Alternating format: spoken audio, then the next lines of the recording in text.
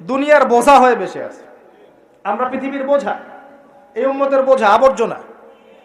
আমরা প্রত্যেকেই, আমি নিজেকেও বলছি, আমরা উম্মার আবর্জনা। আমরা যদি উম্মার কিছু হতাম, আমাদের দ্বারা উম্মা বিজয় লাভ করত। আমাদের টার্গেট এখন একটা, দুনিয়া। আমাদের টার্গেট দুনিয়া, ভোগবিলাস, খাওয়া দাওয়া, ব্যাংক ব্যালেন্স, টাকা পয়সা, বাড়ি গাড়ি, স্ত্রী সন্তান, এতটুকু। মাঝে মাঝে আমরা জুমার নামাজে আসি, ঈদের নামাজ পড়ি, রমজান মাসে রোজা না রাখলেও তারাবিতে আসি, জাকাত দেই কি না দেই, সদকা একটু করি, বছর বছর হজমরা করি, টুপি লাগাই, দাড়ি লাগাই, ব্যাস ভোটের সিজন আসলে আবার ওইটা দিয়ে ভোট চাই। এই হলো আমাদের চরিত্র। এখন আমাদের আল্লাহর কোনো প্রয়োজন নাই।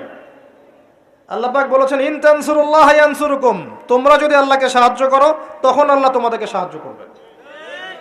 ইন্নাল্লাহা লা ইউগাইয়িরু মা বিকওমিন হাত্তা ইউগাইয়িরু মা বিআনফুসিহিম, কোন কওমের অবস্থা আল্লাহ পাক ততক্ষণ ঠিক করেন না যতক্ষণ ওই কওম তাদের অবস্থা সংশোধন করছে না। আলাইকুম আনফুসাকুম, নিজের নফস ঠিক করো, নিজে ঠিক হও। বেসিক জিনিস ঠিক নাই তো আমাদের। বড় বড় চিন্তা করছেন, বেসিকটা ঠিক নাই তো। দেখবেন